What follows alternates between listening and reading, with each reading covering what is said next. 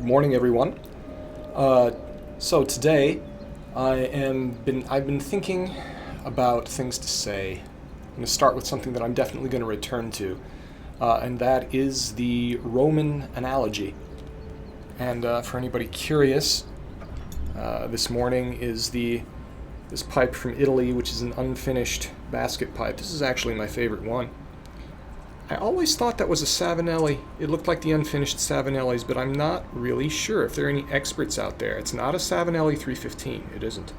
But anyways, I don't know what it is, but it's my favorite one. Aaron more or less with that. For anybody keeping track, who cares? And the Roman analogy. So we have a beeping garbage truck situation, so I might have to stop and start because of that. But at least they use compressed natural gas. They have a modified pickup truck instead of those enormous things that used to use diesel and burn a heck of a lot of motor oil for people to breathe. That's a recent improvement. So everyone makes analogies with history. To recapitulate one of my most favorite quotes of all time from one of my favorite philosophers of all time, Leibniz. Wilhelm Gottfried von Leibniz? I think that's his full name. Doesn't matter anyways. Leibniz. Don't call him Leibniz. He would spell it differently if that was it. So Leibniz once wrote that everyone is an empiricist, meaning approaching something scientifically. By evidence, everyone is an empiricist when they expect the sun to come up in the morning. Only an astronomer calculates it by reason. Why is that important? Well, knowing that the sun comes up is one thing and it helps. However, if you're doing something like figuring out light and shadow in a building, which Dana and I do really enjoy doing for clients. If you're doing something like considering how hot the building gets, if you're dealing with anything agricultural, knowing where the sun moves and shade goes could be important. Also, the seasons are really important. And we have things like almanacs that show levels of insulation. So the immediate experience is important. Also, on top of that is the calculation, is the reasoning that you add to this. And so we analogize all the time. We analogize things all the time. If you're having one breakfast that you like that's nutritious, and you have you eat a bunch of eggs and spinach in the morning, and then you and you feel very good, and you have good energy throughout the day, and you analogize that from when you ate Lucky Charms a couple days ago, and you think, I'm making an analogy of breakfast 1 versus breakfast 2, and then you see how that they are similar, that they are both breakfast and then you ate, but then you realize that they are different, and you feel better when you eat the nutritious thing, and you feel awful if you eat a breakfast full of sugar. That's analogy on a microcosm. We do that all the time. We do analogy in terms of a slightly bigger scale with families. Think about how you grew up. And you think about your childhood, you think about your parents. Everybody has them, even if they're there or not to certain degrees. Apologize for things in my eyes. I'm not getting sentimental, it's actually dust. Well, sometimes I do get sentimental, but you're thinking about your own childhood. And then as you get older, if you do have a family, or if you're interacting with other people, you're thinking about that, and you make this analogy. That's a good thing to do. It's a helpful thing to do. It's kind of an inevitable thing to do with human consciousness. You can do this with business cycles. Economists do this. This is where it starts getting controversial, where if you think, okay, at the beginning of this recession, there was a housing bubble. At the beginning of the past recession, there was also a housing bubble. Okay, are we going to prepare? I think something that all economists would agree on is kind of chill out on buying and selling homes, maybe. I'm not giving financial advice. Take one step back further. Political cycles and generations. If you're thinking about, well, this is when the Democrats or Republicans did really well, This is when the Democrats and Republicans didn't do well. Midterm elections are a big historical analogy there. Take one step further from that, you get the party switches. There used to be a socialist, a self-identified socialist named Bob La Follette. He was a Republican. He was a senator from Wisconsin. He was a senator from my home state. He's really looked up to. He's more of a Denmark, Sweden, Germany type socialist than a Venezuela socialist. That's important. He was a Republican. The Republicans were what we would call left-wing. And it changed around the time Woodrow Wilson came in, and the Democrats then shifted into Woodrow Wilson bringing the progressive wing within the Democrats. I dislike Woodrow Wilson for a lot of reasons, but that's neither here nor there. The party shifts happen. There have been multiple party shifts where left and right flip in the United States, and so it's important to keep that in mind. That's a complicating factor when you're dealing with historical analogies. Now, if you clicked on this, you're saying, why isn't David talking about Rome yet? Well, I'm getting there. One of the most powerful analogies has been, for a very long time, since when? Since Charlemagne? Since Charlemagne in some respects, and definitely in terms of the Holy Roman Empire, which was not Charlemagne. Charlemagne was not the Holy Roman Empire. That was the Carolingian Empire. Holy Roman Empire was several generations after him. There was some chaos, and then the reunification under the Ottonian emperors. So yes. Talk amongst yourselves, I'll give you a topic. The Holy Roman Empire was neither holy nor Roman nor really an empire. Discuss. So anyways, I miss Mike Myers when he was funny. He used to be funny.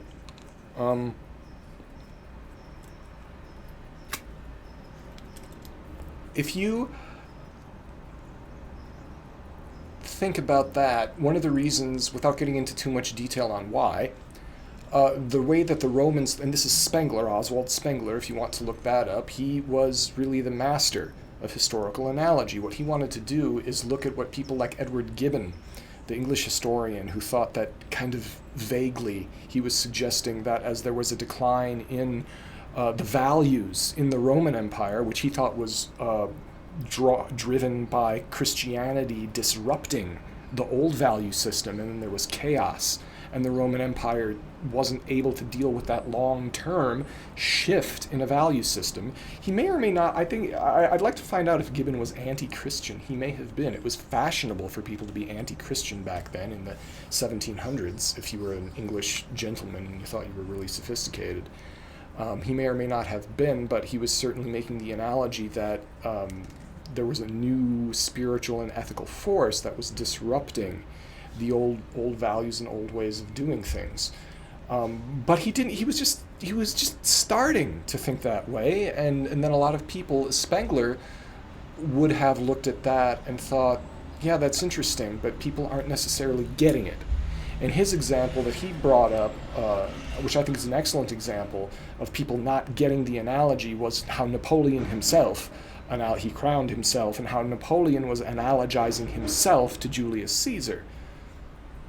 And Spengler's point was, well, he made some mistakes because of that, going around thinking you're Julius Caesar. Well, if you're going to go around, and he argued if Napoleon was going to go around thinking that he was anybody from history, or like anybody from history in a way that was useful and would have helped him, no, he should have compared himself to Alexander the Great. He wasn't a Caesar figure. He wasn't trying to restore or save a republic of long tradition. He was part of something coming out of a revolution, out of political chaos that brought order, that unified a previously fractious group of people in France, and then expanded that control out to a very large area, which then quickly collapsed again. That's Alexander the Great. And maybe if Napoleon had been making a more accurate analogy. I don't like to think of correct analogies and false analogies, because I don't think it's that simple. I think it's of more useful analogies and less useful analogies. Even in the bad analogy, you can get some good. In the Julius Caesar analogy, that could help him a little bit, but Alexander would have been better. So, with that in mind, because the way, Spengler argued, because of the way that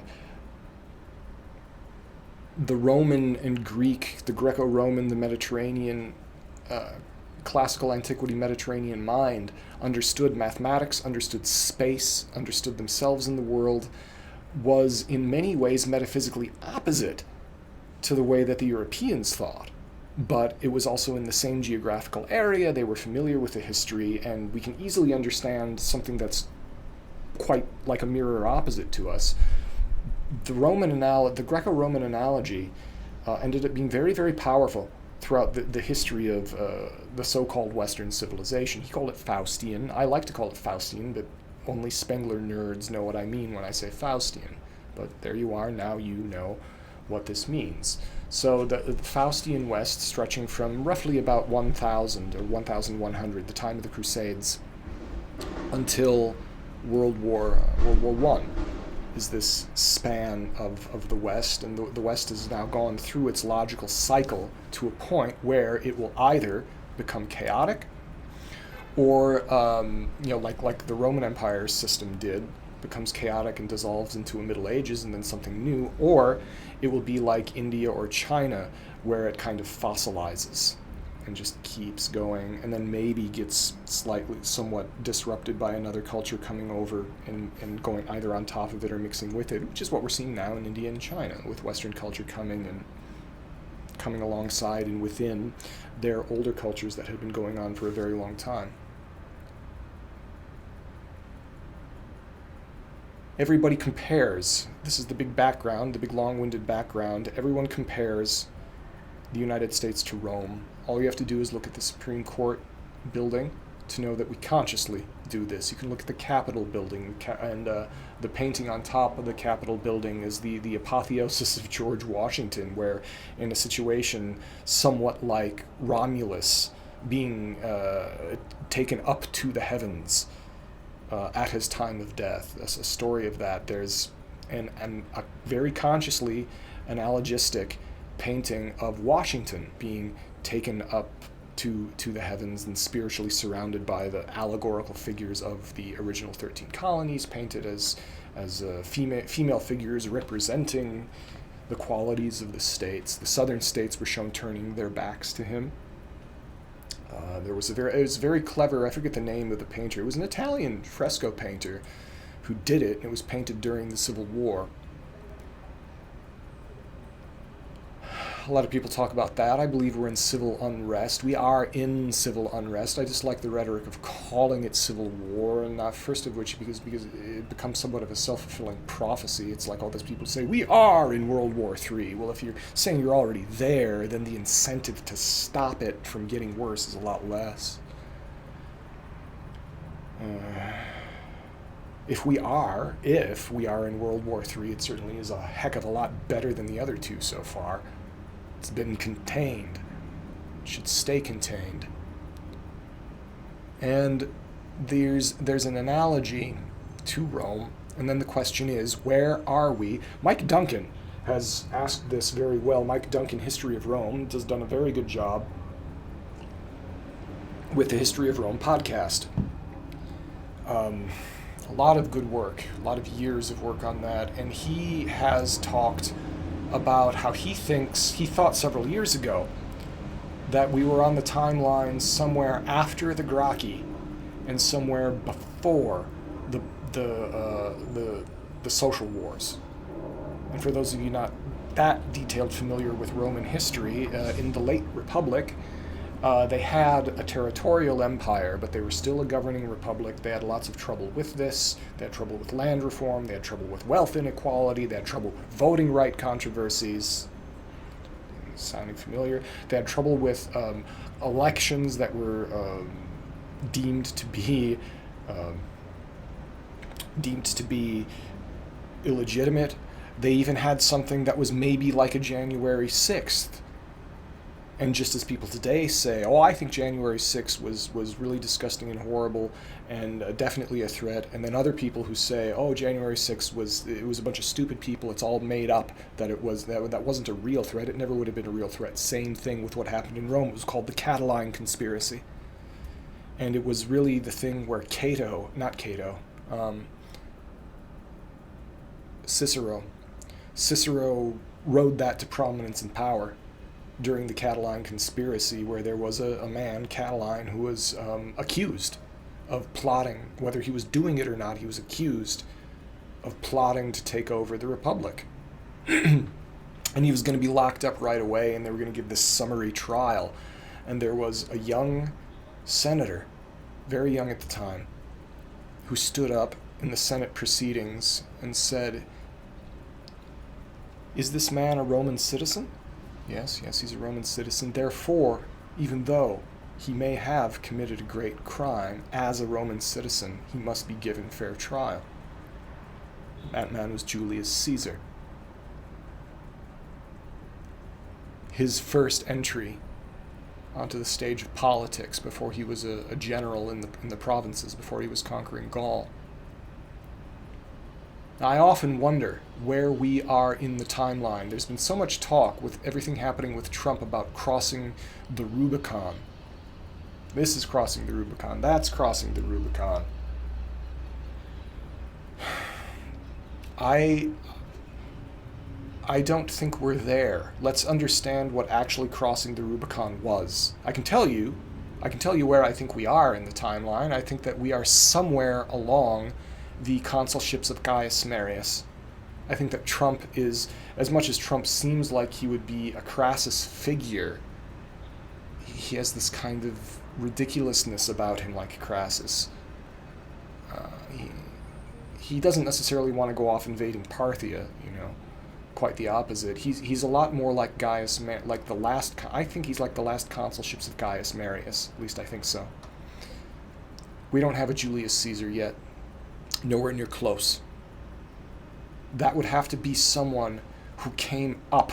Julius Caesar was someone who came up within the political system. There's the famous moment, which I have repeated several times in my writings and speakings, that during the dictatorship of Sulla, which was a temporary dictatorship, it lasted for as long as Sulla lived, and then he either retired or died.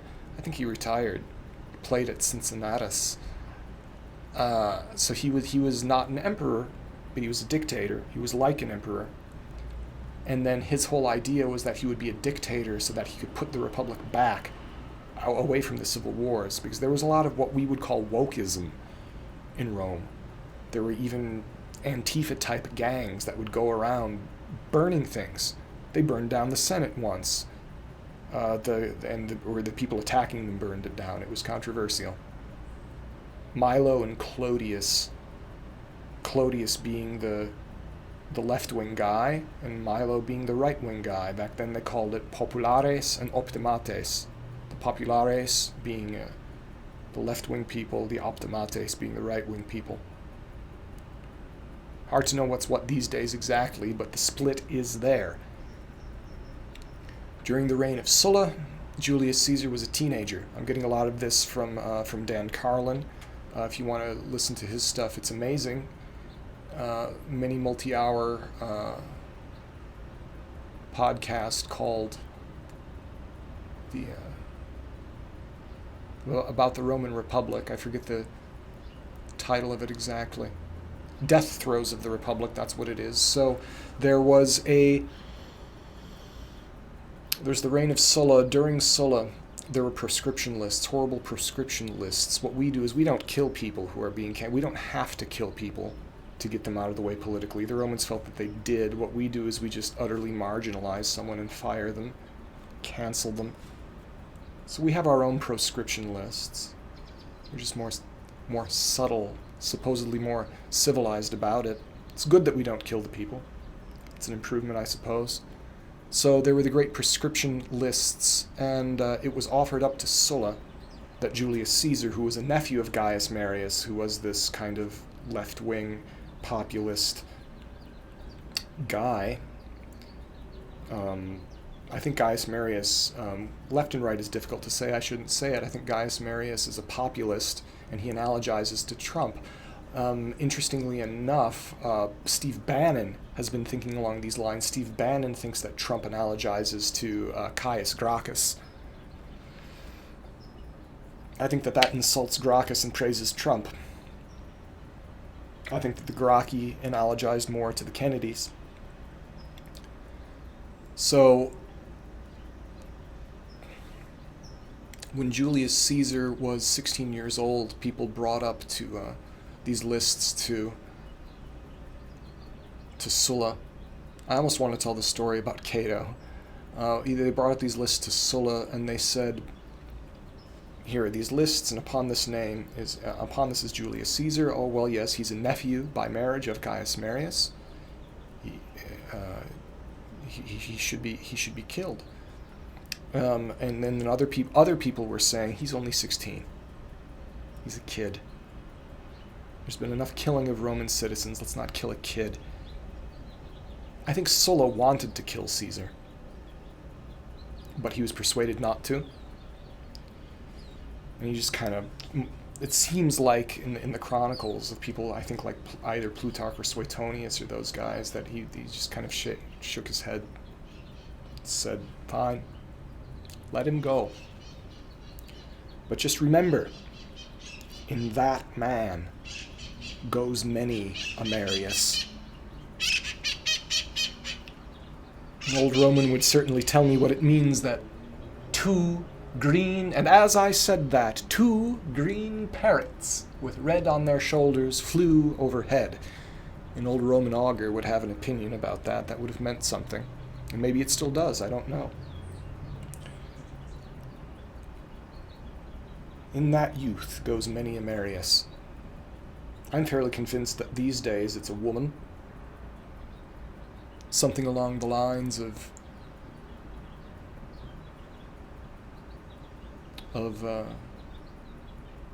in that young woman goes many a Trump,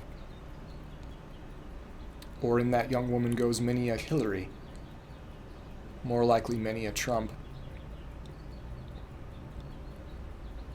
The Julius Caesar figure is someone who comes up from inside the political system and reworks it with personal political genius, whether you like what they're doing or not. They rework the system with political genius and accomplish things that no one else could. Trump is no Caesar. Trump can't get stuff done. Trump is obstructed and is stopped, like Gaius Marius was. I do not think that what is happening right now is a crossing of the Rubicon. And this is where you get to the accuracy of the analogy. It is taking a bold move. But what the actual crossing of the Rubicon was, let's try to tell this story very briefly. Caesar had been in Gaul. He had been elected proconsul either on a 5-year term or a 10-year term, I forget which. During his time as consul, he was considered not exactly inviolable like a tribune of the people would be, which means literally cannot touch. But he was someone who was immune to prosecution while in office. As soon as he was out of office, you could throw any frivolous lawsuit at him, any criminal prosecution you wanted. The Senate was ready. He knew that he had to get himself into a different office as soon as his term as proconsul expired, otherwise he was done, in a lot of ways. Then he needed to be able to stand for election. He wanted to stand for election in absentia, which I believe there had been precedent set for this, but he had to negotiate it. He sent his lieutenant, Mark Antony, to negotiate this. The Senate said no. Historia Civilis, another great YouTube channel, has covered this in great detail, with excellent little cute square animations. So Mark Antony is sent to negotiate this. Cato, the hardcore optimate, shuts this down. Cicero wants to make the compromise. They say, no, he can't stand in absentia. Caesar basically leaves some of his legions. He takes maybe 2 legions with him, I forget how many. He leaves most of his legions in recently conquered Gaul. In terms of military speed, he basically sprints from, I think it was even northern France, down into Italy. He crosses the Alps, and he is in what is to us northern Italy, but was not the province of Italy. It was illegal. It was illegal for someone to bring an army within Rome and cross the Pomerium, although Sulla did it. Sulla broke that law. It was also similarly illegal for a proconsular provincial army to cross the border into Italy. The border at that time of the province of Italia was the Rubicon River, which is south, I believe, of the Po River. It's within geographic Italy today. Back then, northern Italy was considered Gaul. Gaul Narbonensis, Cisalpine Gaul, that's what it was. Gaul on this side of the Alps. So he's up there, and he's waiting, because he's trying to optimize his chances. He wants to be able to get to Rome by himself quickly if he needs to stand for election by himself. What happens? The Senate panics. The Senate panics. And there were some people who wanted them to panic because they wanted to get rid of Caesar. And they took this opportunity to encourage the panic, to whip up the frenzy. There were rumors that he was bringing 10 legions and that he was storming on Rome, and it was going to be just like Sulla, and he was going to invade the city. It's not what was happening. He had 2 legions. He had 2 legions, and he was paused at the Rubicon. The Senate, which had wanted to get rid of Caesar, they were stupid to think that they could, and this was an underhanded move. Caesar was voted to be declared an enemy of the people, which meant that he was pretty much under death penalty, I believe, that he was an illegal person, declared an enemy combatant. And at the same time, Pompey, who had once been his great friend, who had been his political ally, was now completely against him under the sway of the Senate. And the Senate said, all right, Pompey, you always said that you could marshal your old troops. Well, do it. Get your troops up. Pompey knew the logistics of this were not good. He gathered troops and basically left to Greece. While all this is happening, Mark Antony is going back and forth on fast horses, tells Caesar what's going on, and then the famous story with the famous line, the way that it's set up, whether it happened this way or not, I believe that this is Plutarch's version, and it's very possible that this did happen, but it was staged. Caesar is definitely the guy who would have paid the flute player to do this, so there's someone with either a harp or a flute. I think it was probably one of those, like this, like a bagpipe, like an Italian bagpipe or the 2 flutes, that there was someone walking around like a shepherd, being like our analogy would be like a hippie dude with a guitar, singing a Bob Marley song. But there was something like that, and he was singing like this kind of patriotic, political song, probably about workers' rights and the farmers and things like that, and it was inspiring. I mean, I get choked up thinking about it.